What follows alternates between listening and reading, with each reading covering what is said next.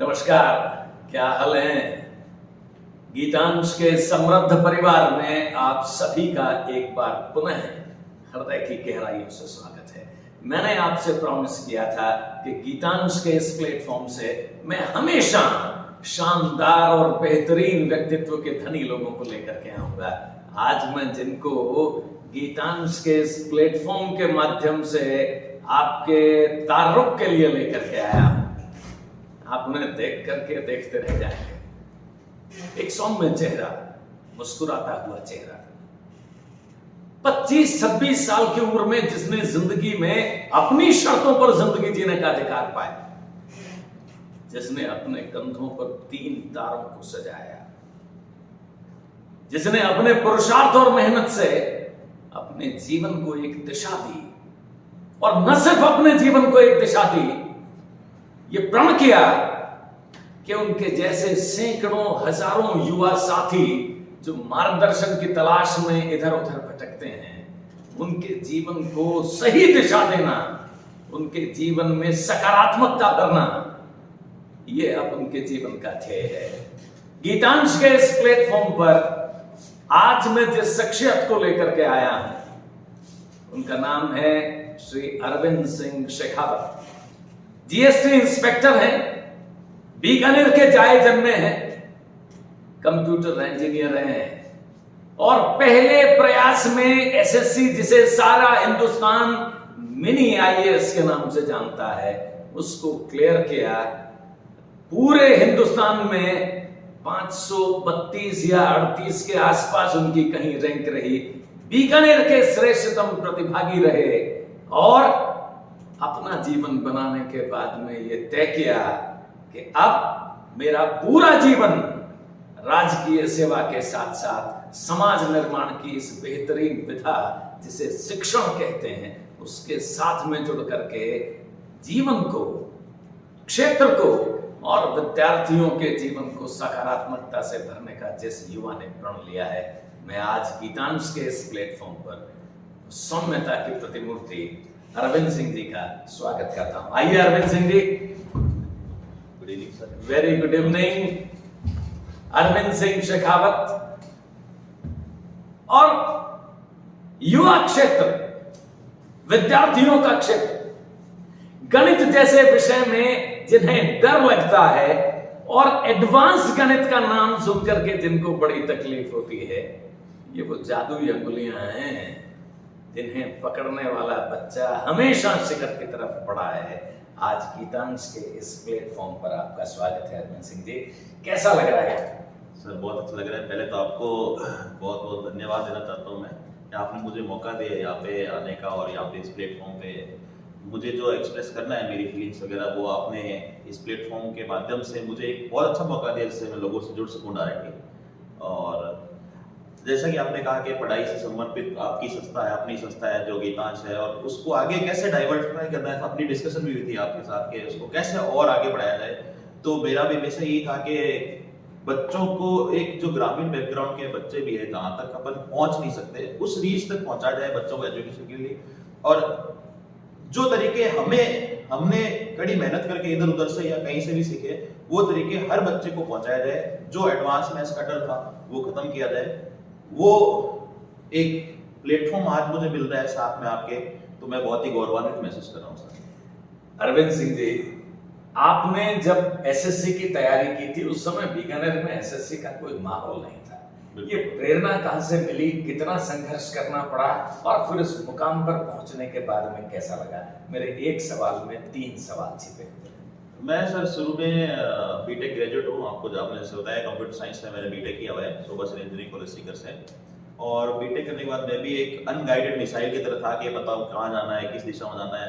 कोई कहता था आर्मी की तैयारी करो, कोई कहता था असिस्टेंट कमांडेंट की तैयारी करो, कोई कहता था प्राइवेट जॉब करो, बेंगलोर चले जाओ। अलग अलग दिशाएं थी। मैं पहले जयपुर रहा कुछ टाइम के लिए, वहाँ पे मैंने असिस्टेंट कमांडेंट की प्रिपरेशन करी जो यूपीएससी लेवल का होता है। पर उस लेवल की प्रिपरेशन मेरी थी नहीं और कर भी नहीं पाया। समय भी कम था, 3-4 महीने थे, मेहनत करी थी पर रिजल्ट नहीं हुआ जैसे कि होना भी नहीं था 3-4 महीने की मेहनत में। फिर एक टाइम के बाद ये लगा कि नहीं यार, अपने बेटे की एक प्राइवेट जॉब की तरफ डाइवर्ट होते हैं। तो मेरे एक अच्छे मित्र थे, उन्होंने मुझे यहाँ पे बीकानेर में अपने कंपनी सॉफ्टवेयर कंपनी रेनोसिस उसके लिए रिकमेंड किया। वो वहाँ पे जॉब कर रहे थे, तो उन्होंने मेरा रिज्यूम फॉरवर्ड किया, तो मेरा सिलेक्शन भी हो गया था। पर 2.5-3 महीने जॉब करने के बाद मुझे लगा नहीं यार, मैं यहाँ के लिए नहीं बना, मुझे कुछ अलग करना है। मैं थोड़ा सा ग्रेगरियस नेचर वाइज में क्या है, मिलनसार हूँ, लोगों से मिलता हूँ, हंसी मजाक करता रहता हूँ, हमेशा से दोस्तों के बीच में बैठना अच्छा लगता है।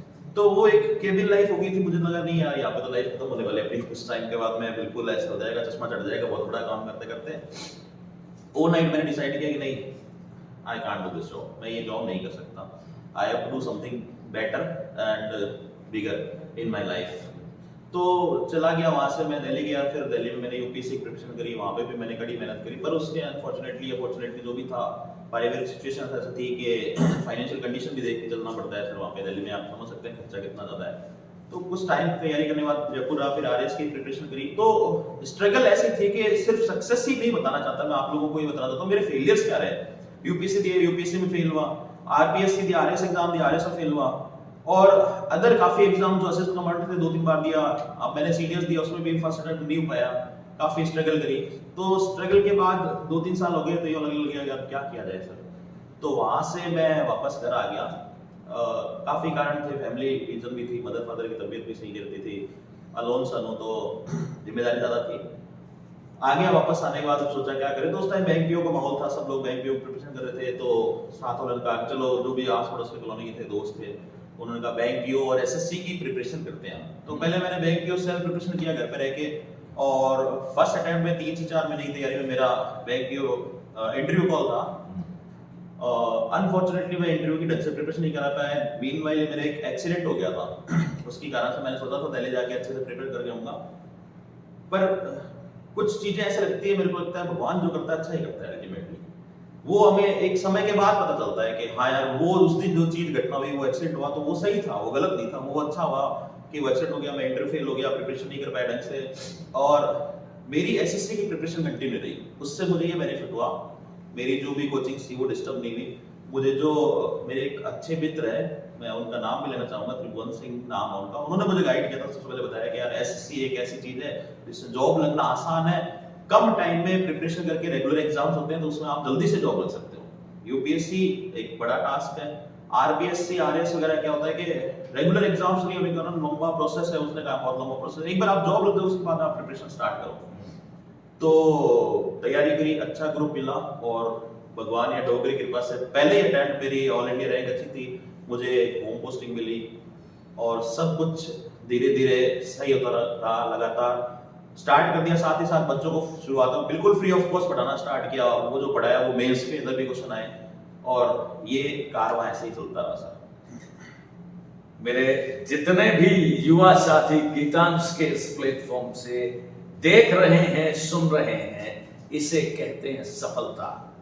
और यही सब दिखाने के लिए मैं इतने बेहतरीन लोगों के हमेशा आगे पीछे घूमता हूं। मेरे शहर के बच्चों की, इस वीडियो को देखने वाले बच्चों की जिंदगी बदले, वो ये देखें कि जितने लोग सफलता के शिखर पर बैठे हैं, वो ये कहते हैं कि मेरा मन नहीं कर रहा था नौकरी करने का, मेरे मन ने जो चाहा वो मैंने किया, अपने आप को सिद्ध किया, और यही पुरुषार्थ इन सबकी सफलता के पीछे का सबसे बड़ा कारण है। आप दिल्ली रहे, दिल्ली में बहुत महंगा सिस्टम है, आप जैसे युवा अब बीकानेर को दिल्ली बनाने में लगे हुए हैं। आप चाहते हैं कि अब हमारे यहाँ के युवा इस शहर को छोड़ करके न जाएं, इस शहर में रहें। आज हर बच्चा आपसे मैथ्स पढ़ना चाहता है, ऐसा क्या जादू कर दिया? थोड़ा सा जो इधर उधर कई जगह से जो मैंने नॉलेज ली, किताबों से ली, अच्छे टीचर्स मिले, उनसे नॉलेज ली, जो नॉलेज गैदर करी ना, उसको मैंने रिफाइन किया थोड़ा सा और। मैंने क्या थोड़ा सा और रिफाइन करते हैं, तो बच्चों का क्या होता है, जब भी कोई प्रिपरेशन एग्जाम की करना स्टार्ट करते हैं ना, तो उन्हें एक गाइडेंस की कमी रहती है हमेशा। जैसे मुझे भी एक गाइडेंस कमी थी। मेरा ऐसा मानना है कि किसी गांव के बच्चे को प्रॉपर ये बता दिया ना यहाँ कि आईएएस एग्जाम क्रैक करने के लिए तुझे ये किताबें पढ़नी है और इतना ही पढ़ना है, ज्यादा नहीं पढ़ना, तो मुझे लगता है वो आईएएस एग्जाम भी क्रैक कर सकता है। और हमारी सोसाइटी और आस पड़ोस के माहौल के हिसाब से कि गाइडेंस एक बहुत बड़ी कमी महसूस होती है, जो मुझे भी हुई थी और बाकी लोगों को भी होती है। जैसे ग्रामीण परिवेश में तो बिल्कुल लोगों को पता ही नहीं एसएससी क्या होता है, या यूपीएससी एग्जाम कैसे क्रैक किया जाता है, सीडीएस के अंदर कैसे जॉब लगी जा सकती है, ये सब एक गाइडेंस का खेल होता है। अगर आपको प्रॉपर गाइडेंस मिल जाए समय रहते तो आप किसी भी एग्जाम को क्रैक कर सकते हो। बस वही गाइडेंस आगे मैं इम्पार्ट करना चाहता हूँ। ये आधुनिक शिल्पी हैं। टैलेंट की बच्चों में कमी नहीं, उसे तराशना, उसे मार्गदर्शन देना। आप जिसे फेलियर कह रहे थे, मुझे लगता है वो फेलियर नहीं था। ईश्वर की आपके लिए कुछ अलग प्लानिंग थी। ईश्वर ये नहीं चाहता था कि सिर्फ आपका जीवन सफल बने। ईश्वर आपको अपना प्रतिनिधि बना करके यहां रखना चाहता था। ईश्वर चाहता था आपके माध्यम से सैकड़ों हजारों जिंदगियां बदलें। आप कितने वर्षों से बच्चों की मदद कर रहे हैं, एक सवाल। और दूसरा सवाल, अगर मैं आपसे विनम्रता से निवेदन करूं कि गीतांश के इस प्लेटफॉर्म पर आइए, मेरे युवा साथी जो इस वीडियो को देखेंगे सुनेंगे, आपकी तरह वर्दी पहनने की लालसा उनमें भी जगेगी, तो क्या आप उनकी मदद कर हमें अनुग्रहित करेंगे? बिल्कुल सर, जैसे कि मैंने साथ में जो मेरे ग्रुप के थे, जो नॉन मैथ्स बैकग्राउंड के थे, जब मैं पढ़ रहा था उसी टाइम से उनको पढ़ाना शुरू कर दिया था। हम पहले एक टेबल पे पढ़ते थे, 11वां टेबल से शुरू हुआ, टेबल से एक सिंगल टेबल से बड़ी टेबल पे चला गया, बड़ी टेबल से बोर्ड पे चला गया, और धीरे धीरे लोग जुड़ते गए और डेडिकेशन अच्छी थी तो लोगों को लगा कि हाँ, कुछ पढ़ाने का तरीका मुझे ऐसा लगता है कि थोड़ा यूनिक होना चाहिए टीचर का, क्योंकि ऐसी कोई चीज नहीं है जो बच्चे को नहीं समझाई जा सकती। मेरा ऐसा मानना है, चाहे आप किसी भी बच्चे को, ग्रामीण बच्चे को, जो नॉन मैथ्स बैकग्राउंड का ना, उसको आईआईटी लेवल का भी पढ़ा सकते हैं। बस आपके पढ़ाने का तरीका क्या होना चाहिए, यूनिक होना चाहिए, ऐसा होना चाहिए जो बच्चे के दिमाग में फर्स्ट टाइम में घुस जाए। और जहां तक सर इस प्लेटफॉर्म का है, तो मैं तो बहुत ही अच्छा फील कर रहा हूँ कि मुझे आपने मौका दिया है इतनी बड़ी बात की। तो बच्चों के लिए तो ओवरनाइट जब भी आप कहें, मैं हर वक्त तैयार हूँ। आप कहेंगे, जैसे आप कहेंगे, जिस टाइम कहेंगे, मैं क्लासेस या जैसे भी अपना होगा, मैं हमेशा तैयार हूँ। मैं जानता हूं आप भारत सरकार के उस महकमे की शोभा बढ़ा रहे हैं जो भारत सरकार की धमनियों में रुधिर प्रवाह का काम करता है। जीएसटी वो सबसे बड़ा डिपार्टमेंट है जो हमारे देश की सभी प्राथमिकताओं का निर्धारण करने के लिए जो सबसे महत्वपूर्ण चीज है, धन, उसका संग्रहण करता है। आपके कंधों पर बहुत बड़ी जिम्मेदारी है। उसके बावजूद आप समय निकाल करके इन विद्यार्थियों के जीवन परिवर्तन के लिए जो प्रयासरत हैं, ये बहुत बड़ी बात है। और फिर वही मैं आबिद भाई आपकी कविता को यहां पर कोट करना चाहूंगा कि द्वंद्व कहां तक टाला जाए, युद्ध कहां तक टाला जाए, तू भी राणा का वंशज है, फेक जहां तक भाला जाए। और आप अपनी जिंदगी में जो सफलता के शिखर पर बैठे हैं, इसने आपके व्यक्तित्व में क्या परिवर्तन किया? जीएसटी इंस्पेक्टर लगने से पहले, जीएसटी इंस्पेक्टर लगने के बाद, और फिर आपके माध्यम से हजारों जिंदगियों को बदलते हुए देखना, इसने आप में क्या रूपांतरण किया? सर, जैसे कि कॉलेज लाइफ होती है सबकी, मेरी भी वैसी थी। बिल्कुल डेली सारे अप्रोच था, आराम से उठ के सो गए, रात को नाइट में वॉलीबॉल खेल रहे हैं, बास्केटबॉल खेल रहे हैं, कोई पूछने वाला नहीं था कि क्या कर रहे हो भाई, क्यों कर रहे हो। क्योंकि मेरा एक अच्छा फ्रेंड था, वो एक हमेशा कहता था बात कि दुनिया में सबसे बड़ा नशा आजादी का होता है। आजादी, उससे बड़ा नशा कुछ नहीं है। अगर आपको किसी ने आजाद कर देना, जाओ कुछ भी करो। पर वहां से इस जर्नी के दौरान मुझे बहुत स्ट्रगल भी करनी पड़ी, मेहनत भी करनी पड़ी। मैं आप सबको कहता हूँ, देखो आपको आज लगता होगा ये तीन 6 तारे लगे, पर इसके पीछे की जो कहानी है ना, स्ट्रगल है, वो यूं थी कि बस कभी हार नहीं माननी, जब तक तोड़ेंगे नहीं तब तक छोड़ेंगे नहीं। तो ये था कि बहुत मुश्किलें थी। मेरे एक जीजा जी हैं, उन्होंने मुझे ये तो कहा था कि आप बेंगलोर आ जाओ, आपको 3 साल हो गए तैयारी करते हुए, आपका नहीं हो रहा था, आप एक बार वापस सॉफ्टवेयर देख लो। पर मेरे जुनून था कि नहीं, पीछे नहीं हटेंगे, जब तक कर नहीं देते, अब आए गए हैं तो कुछ ना कुछ करके जरूर जाएंगे जीवन के अंदर। और अब जैसे एक गवर्नमेंट एम्प्लॉय के रूप में मैं खुद को देखता हूँ, तो एक डिसिप्लिन, मेरा डेकोरम, उठने बैठने का लाइफस्टाइल पूरी एक चीज होती है। जब आप, एक तो यूँ होता है कि घर से निकल रहे हो, कैसे निकल गए, पर अब आप जब ऑफिस जा रहे हो तो वहाँ पे जो वर्क कल्चर होता है वो इतना अच्छा होता है। सेंट्रल गवर्नमेंट ऑफिस में हम हमारे सीनियर्स को देखते हैं, उनका ड्रेसअप देखते हैं, तो एक अलग लाइफस्टाइल हो जाती है सर। प्लस सेंट्रल गवर्नमेंट के पर्क्स भी हैं, अलग अलग पर्क्स हैं, तो उनका भी बहुत अच्छा रहता है। तो ये सब रहा चेंजेस सर मेरे लाइफ में। अरविंद सिंह जी, आपको इस वर्दी में देख करके इस इंटरव्यू के बाद बहुत सारे युवाओं के आप प्रेरणा स्रोत बनेंगे। उनके मन में भी ये ख्याल उभरेगा कि ये कंधे पर 3 तारे हमारे भी लगे। आपका उन युवाओं के लिए क्या मैसेज है जो सपना देख रहे हैं लेकिन कहीं पर अधूरापन महसूस कर रहे हैं? मैं उन सभी युवाओं को एक महत्वपूर्ण बात करता हूं। देखो, सफलता मिलना एक अलग चीज है, पर अगर उसके लिए हम प्रयास छोड़ दें तो सारी मेहनत बेकार है जो भी आज तक आपने करी। एक भागवत गीता में एक बात लिखी हुई है कि सच्चा व्यक्ति वही होता है जो सच्चाई और अच्छाई के लिए अंत तक युद्ध करता रहे, अंत तक युद्ध करता रहे। तो अगर आपके दिमाग में एक अच्छी चीज है कि मुझे ये जॉब प्राप्त करके सोसाइटी को चेंज करना है, जीवन बदलना है, लोगों का भी जीवन बदलना है, सिर्फ अपना ही नहीं, तो आप उस मुकाम पर पहुंच सकते हैं जरूर। तब भगवान भी आपकी पूरी मदद करेगा कि नहीं यार, ये कुछ अच्छी चीज के लिए जा रहे हैं तो जरूर आप में वो जुनून रहना चाहिए अंत तक। और कोई भी चीज आपने स्टार्ट करी है तो उसको बीच में ना छोड़े। समय लगता है, जो बिल्कुल कमजोर बैकग्राउंड से है, ग्रामीण परिवेश से, उनको थोड़ा सा समय ज्यादा लगता है। बस जो शहर में रहे हुए इंग्लिश मीडियम पढ़े उनको थोड़ा सा समय कम लगता है। तो किसी को सफलता जल्दी मिलती है, किसी को सफलता लेट मिलती है, लेकिन मेहनत कभी बेकार नहीं जाती। सफलता मिलना सुनिश्चित है। डटे रहें, लड़ते रहें और तब तक लड़ें जब तक सफलता हासिल नहीं कर लें। अरविंद सिंह जी ने एक बात बहुत सही कही, नीयत साफ होनी चाहिए, ईमानदारी के साथ वो काम करें। और गीतांश के इस प्लेटफॉर्म के माध्यम से जब आप जैसे गणित के जादूगर यहाँ आकर के, दूसरे सर्वेश्वर जैसे अंग्रेजी के मैजिशियन यहाँ आकर के इन बच्चों का भविष्य बनाने का प्रयास करेंगे, मुझे कई बार लगता है हमने ये पहले क्यों नहीं किया। ये डिजिटल क्रांति इतनी बाद में आई, आज बच्चा अपने घर पर बैठ करके आप जैसे गुणी और निष्णात व्यक्तियों का मार्गदर्शन और सानिध्य लेगा। कितने बड़े सौभाग्य की बात है। इन बच्चों के लिए आप सफलता का वो मूल मंत्र लेकर के आए हैं अरविंद सिंह जी। आपको देखने के बाद में मुझे पूरा भरोसा है एक पूरी पीढ़ी आपको अपना प्रेरणा स्रोत मानेगी, आगे बढ़ने की कोशिश करेगी, जीवन में डामाडोल नहीं होगी। और आपका सानिध्य गीतांश के माध्यम से बच्चों को सदैव मिलता रहेगा। बिल्कुल। आप बच्चों के इतने फेवरेट कैसे हुए, मेरा वो सवाल अभी भी अधूरा है। हर बच्चा आपसे मैथ्स क्यों पढ़ना चाहता है? असल में सर, मैंने कभी बच्चों को ऐसे एज स्टूडेंट समझा ही नहीं। मेरे को वो छोटे भाई और छोटे बहन जैसे दिखते हैं। मतलब ये लगता है कि जैसे मैं उसको गाइड कर रहा होता हूँ ना, तो मेरे को ये लगता है मैं अपने छोटे भाई को जीवन में सक्सेसफुल बनाना चाहता हूँ। तो कितनी एफर्ट करता हूँ, वही एफर्ट मैं उस बच्चे के लिए करता हूँ जो बिल्कुल कहीं से भी मुसीबतों का सामना करते आया है। मैं उनकी परेशानियां सुनता हूँ बड़े धैर्य से, उनको सॉल्यूशंस बताता हूँ कि भाई हमें इस चीज का सॉल्यूशन ये समझ आता है।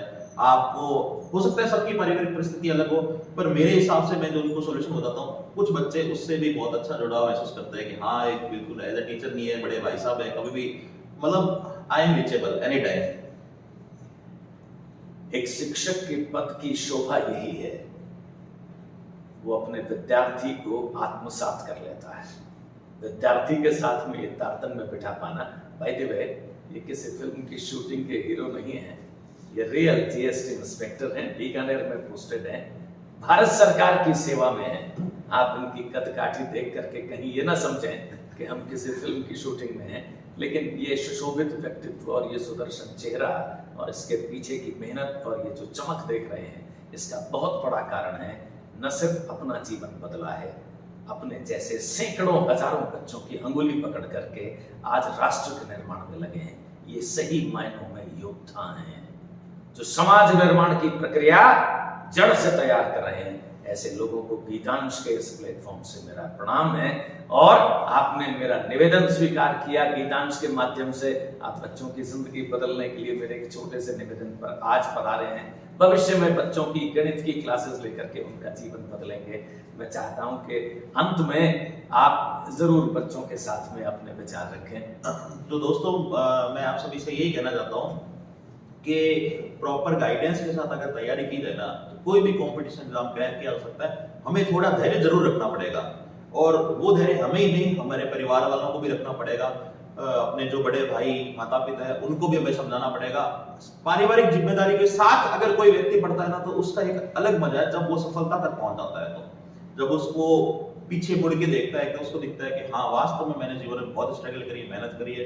तो यही मेहनत बाकियों को कम करनी पड़े, वो आप लोगों को आगे अपना सफर जारी रखना है उसके अंदर। तो दोस्तों, आप लोगों का बहुत बहुत धन्यवाद। सर, आपका भी बहुत बहुत धन्यवाद।